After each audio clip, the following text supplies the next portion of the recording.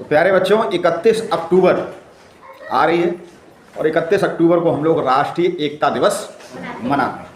तो चलिए आज हम लोग राष्ट्रीय एकता दिवस, जिस महापुरुष के जन्म दिवस को हम लोग राष्ट्रीय एकता दिवस के रूप में मनाते हैं, उनके बारे में संक्षिप्त रूप से जानते हैं। उन्होंने हमारे देश के लिए क्या किया, क्या उनकी भागीदारी थी स्वतंत्रता में और उनका हमारे देश के लिए क्या योगदान है। उनका नाम है लौह पुरुष सरदार वल्लभ भाई पटेल। और सरदार वल्लभ भाई पटेल का जन्म 31 अक्टूबर 1875 को गुजरात के खेड़ा जिले के करमसद नामक गांव में हुआ था। गुजरात के खेड़ा जिले में करमसद नामक गांव। और उनके पिताजी का नाम था श्री झवेरी भाई पटेल। और वो ईश्वर भक्त कृषक थे। ईश्वर भक्त, एक कृषक होता है जो खेतों में काम करता है, अन्न उपजाता है। लाल बहादुर शास्त्री जी ने कहा जय जवान जय किसान। लेकिन वो किसान कैसे थे? ईश्वर भक्त, भगवान के भी बड़े भक्त थे।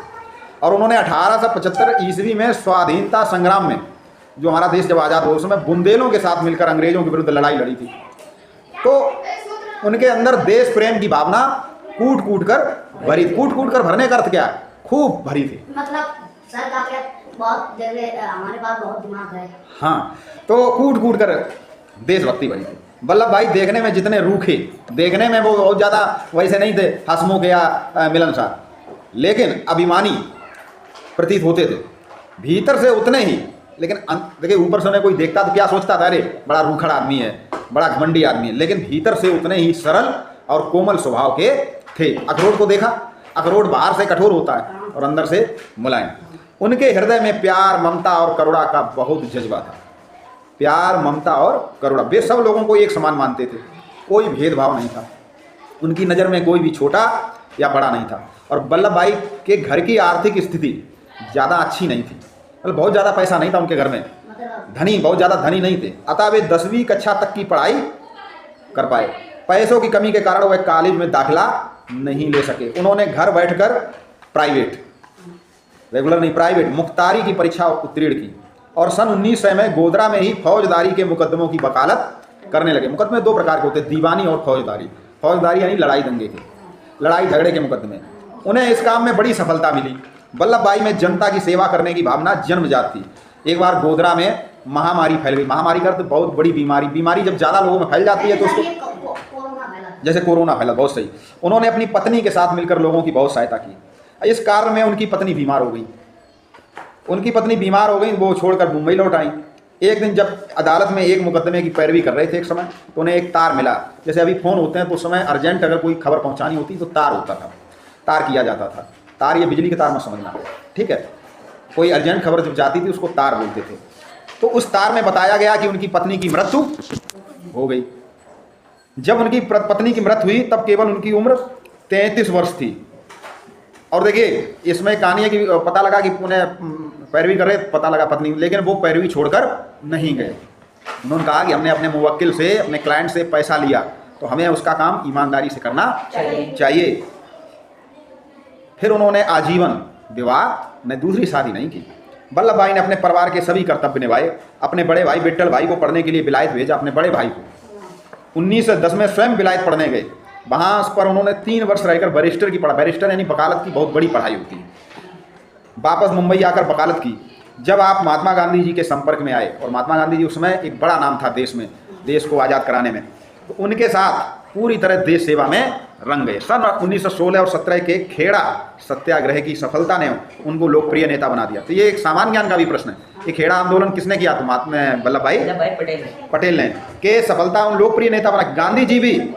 गांधी जी भी उनसे बहुत प्रभावित हुए, मतलब खुश हुए। नागपुर के झंडा सत्याग्रह में जो आपके द्वारा नारा लगाया, उसकी गूंज आज भी हमारे कानों में गूंजती। उन्होंने क्या नारा दिया था कि शत्रु का लोहा भले ही गर्म हो पर हमारा हथौड़ा ठंडा ही काम दे सकता है। और वैसे भी जब लोहा गर्म हो तो हथौड़ा ठंडा होना चाहिए।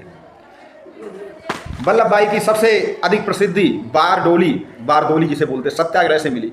इस सफलता के पश्चात आप न केवल गुजरात बल्कि समस्त भारत देश के सरदार बन गए। यहीं से वो उनका एक नाम पड़ गया सरदार। उनका कोई बचपन का नाम नहीं था। हाँ, इस सत्याग्रह में आपने किसानों को संघर्ष करने के लिए प्रेरित किया। और आपके शब्द थे कि आप तो किसान हैं और किसान कभी दूसरे की ओर हाथ नहीं पसारता।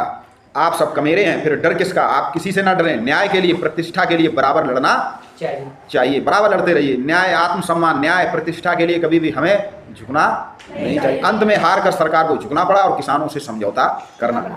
15 अगस्त 1947 को जब हमारा देश आज़ाद हुआ तो आपको गृह मंत्री और उप प्रधानमंत्री पद के रूप में शपथ दिलाई। आपने अपनी योग्यता और बुद्धिमत्ता से बहुत ही कम समय में भारत की लगभग 600 रियासतों का एकीकरण। देखिए, पहले हमारा देश क्या था? ये भारत देश ऐसा नहीं था, छोटी छोटी रियासत, उनके राजा होते थे, उसमें बटा था। 219 छोटी रियासतों को आपने विभिन्न प्रांतों में मिला दिया। जो छोटी छोटी रियासतें थीं उन्हें प्रांतों में मिला दिया। हैदराबाद के निजाम ने जब अपनी रियासत मिलाने के लिए इनकार कर दिया तो उन्होंने कठोर कदम उठाकर उसे भारत संघ में मिलने के लिए विवश कर दिया। और अगर ये ऐसा ना होता तो क्या होता? हमारा देश कई टुकड़ों में विभाजित होता।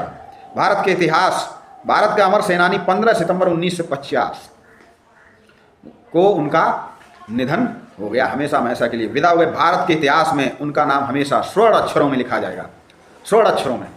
वास्तव में वे सरदार ही कहलाने के योग्य थे।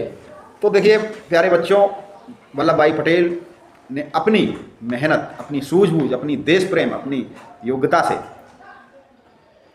इस देश में अपना नाम अमर कर दिया। और उनको हम, जब भी ये देश रहेगा तो हम उनको याद करते रहेंगे, क्योंकि इस देश को बनाने में, इस देश को जोड़ने में, इस देश को एकत्रित करने में, इस देश को बिखरने से रोकने के लिए सरदार वल्लभ भाई पटेल का बहुत बड़ा योगदान है। 31 अक्टूबर को हम लोग, इसीलिए उन्होंने चूंकि विभिन्न रियासतों को एक किया था, इसीलिए हम 31 अक्टूबर को उनके जन्म दिवस को राष्ट्रीय एकता दिवस के रूप में मनाते हैं।